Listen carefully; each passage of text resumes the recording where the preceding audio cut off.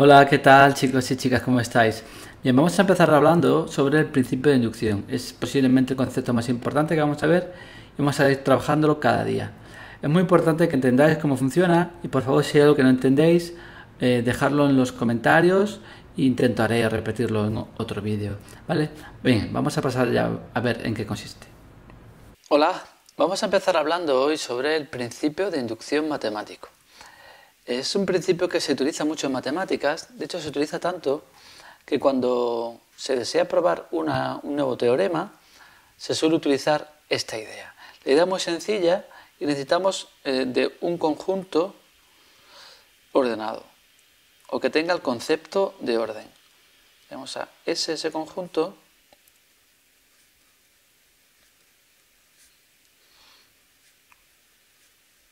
ordenable, por ejemplo.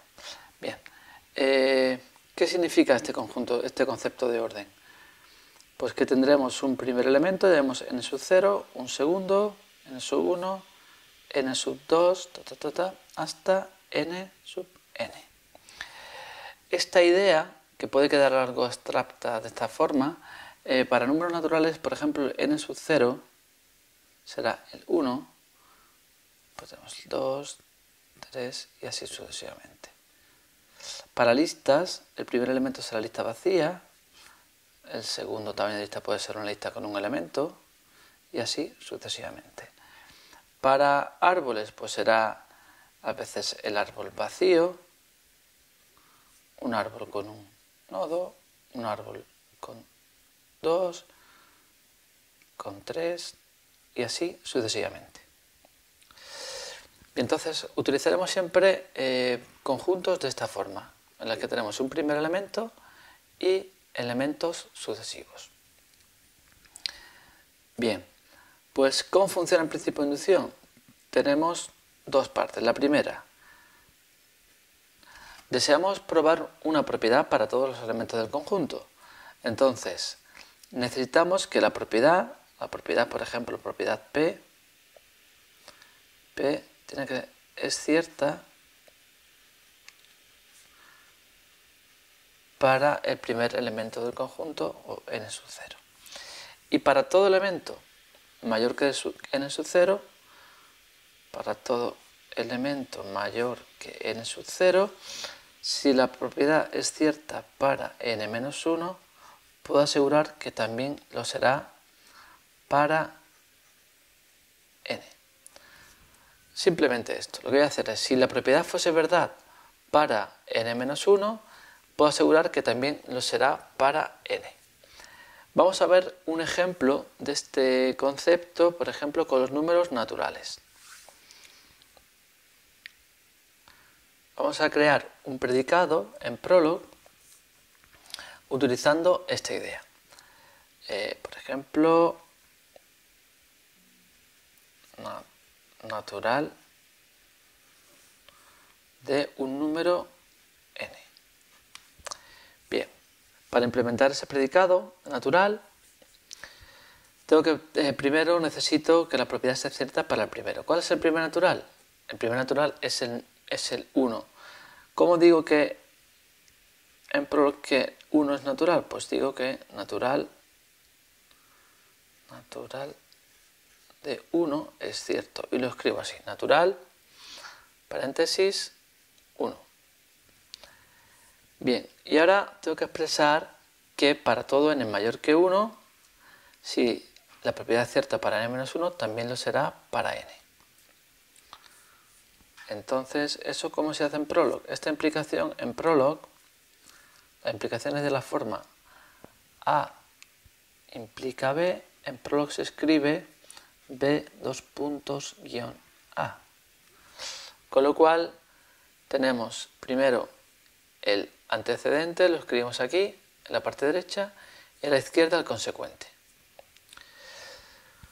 Por lo tanto, aquí tendremos natural de n, Si esto es verdad, esto será verdad.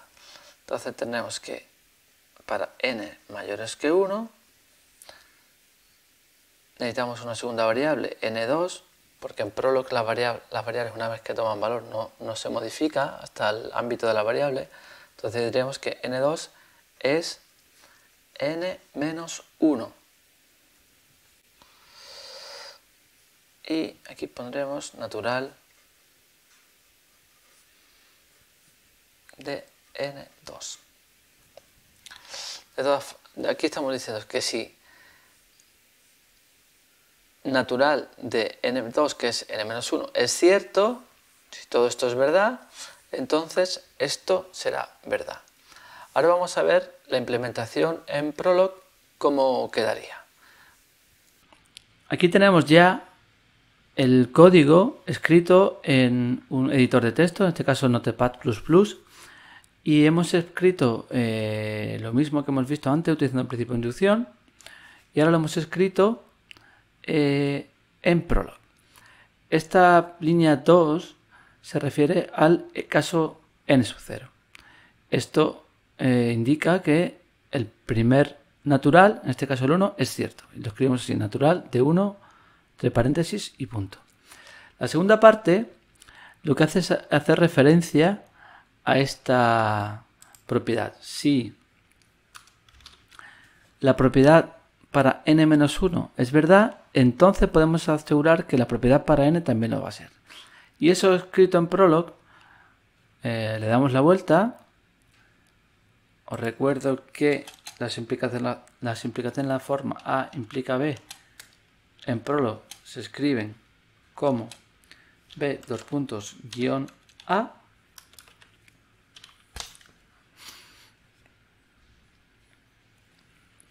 Y así quedaría de esta forma. Primero, para los n mayores que 1, es lo que nos decía el principio de inducción. La primera regla vale para el n-0 y la segunda regla para los valores mayores que el primero.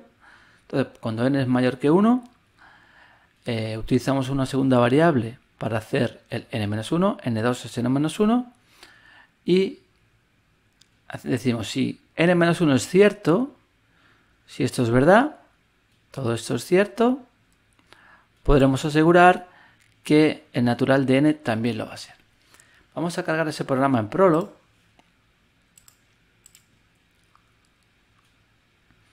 Tenemos aquí. Podemos escribir un listing natural para comprobar que el código está cargado, efectivamente, natural de 1. Y la segunda regla, natural de n2. n2 es n-1 cuando para valores de n mayores que 1.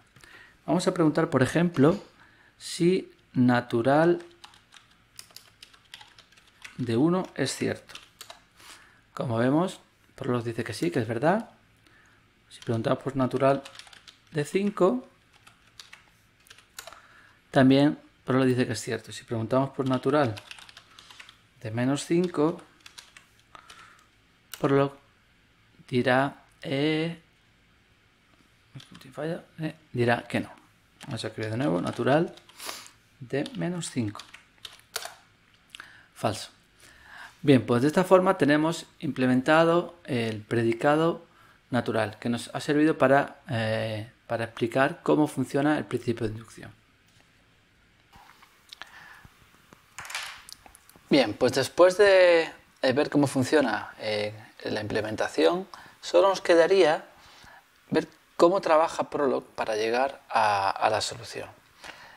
Como hemos visto en el ejemplo, hemos preguntado por el natural de 5. ¿Qué es lo que sucede cuando preguntamos a Prolog si el natural de 5 es verdad? Lo que va a hacer es decir, voy a escribir aquí abajo las dos reglas. Natural de 1 es cierto. Y la segunda parte, natural de n, dos puntos guión, n mayor que 1, n2 es n menos 1 y natural de n2. Bien, lo que haríamos sería ¿Estamos en la primera regla? ¿Es natural de 1? No. Podemos aplicar la segunda, es n mayor que 1. En este caso 5 es mayor que 1, o sea, que aplicaríamos esta parte. Y diríamos, si el anterior, si el n menos 1 es cierto, o sea, si el 4 es verdad, puedo asegurar que el 5 lo va a ser. Si el n menos 1 es cierto, n no será. Entonces, si 4 es cierto, puedo asegurar que 5 también será natural. ¿Qué pasa con el 4? Exactamente igual. ¿Es el primero? No. ¿Es mayor que el primero? Sí, aplicamos la segunda regla. Y lo que hacemos es, a su vez, preguntar al 3. Porque aquí lo que hacemos es que si el anterior lo es, el 4 lo será. Repetimos exactamente igual. 2 es el primer, es n sub 0, no es n sub 0, por lo tanto aplicamos la segunda regla. Y volvemos a preguntar al anterior. Si el n menos 1 es verdad, o sea, si el 1 fuese cierto, podemos asegurar que el 2 lo será. ¿Qué sucede aquí? Ya estamos en el primer elemento. Como es verdad, por el caso base, este es cierto. ¿Y qué decíamos aquí cuando aplicamos esta regla? Si el anterior es cierto, puedo asegurar que el n lo será. Si el 1 es cierto, puedo asegurar que el 2 lo va a ser. Entonces, Prolog dice que sí, que el 2 es natural. Igual sucede con el 3. Decíamos, si el anterior fuese cierto, yo puedo asegurar que el 3 lo va a ser. Como el 2 hemos visto que es verdad, puedo asegurar que el 3 también. El 4 exactamente igual. Como el anterior lo es, puedo asegurar que el 4 también. Y por último, nuestro objetivo, que preguntamos inicialmente, pues veremos que efectivamente es cierto. Prolog dice que 5 es cierto.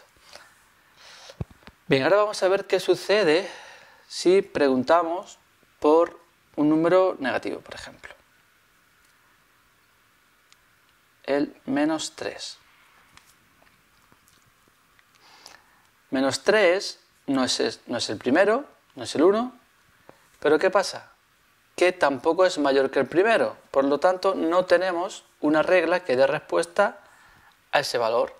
Entonces Prolog, cuando no tenemos nada escrito sobre ese valor, por la hipótesis del mundo cerrado dirá que, como no tengo información para ese número, Prolog dice que no, eso es falso, directamente.